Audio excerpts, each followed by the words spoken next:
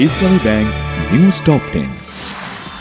Iran ইসরায়েলকে বোঝাপড়ার জন্য 2 সপ্তাহ সময় দিলেন ট্রাম্প। সংঘর্ষে জড়ালে কিয়ামত দেখবে ওয়াশিংটন, হুঁশিয়ারি তেহরানের। গাজায় আরও 92 ফিলিস্তিনিকে হত্যা করেছে ইসরায়েলি বাহিনী। বৃহস্পতিবার ভোর থেকে শুক্রবার ভোর পর্যন্ত এসব হামলা চালানো হয়। বাড়ছে ডেঙ্গুর ব্যাপকতা, চোখ রাঙাচ্ছে করোনা। সাধারণ ঠান্ডা কাশি হলেই হাসপাতালে না যাওয়ার পরামর্শ।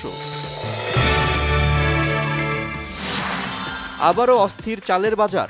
ঈদের পর মানভেদে সব চালেরই দাম বেড়েছে কেজিতে 4 থেকে 5 টাকা। বেড়েছে পেঁয়াজের দামও।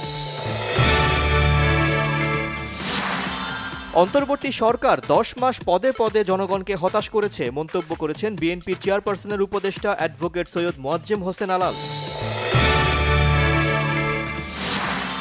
পার্বত্য শান্তি চুক্তি বাস্তবায়নে অন্তর্বর্তী সরকারকে একটি পথরেখা দেওয়ার আহ্বান টিআইবির নির্বাহী পরিচালক ডক্টর ইফতেখারুজ্জামানের।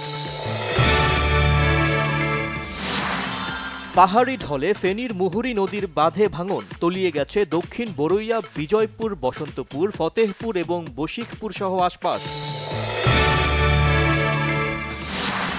গাজীপুরের শ্রীপুরে ডাকাতির সময় গণপিটুনিতে 1 ডাকাত ও সিএনজি চালক নিহত হয়েছে। আটক করা হয়েছে আরও 4 ডাকাতকে।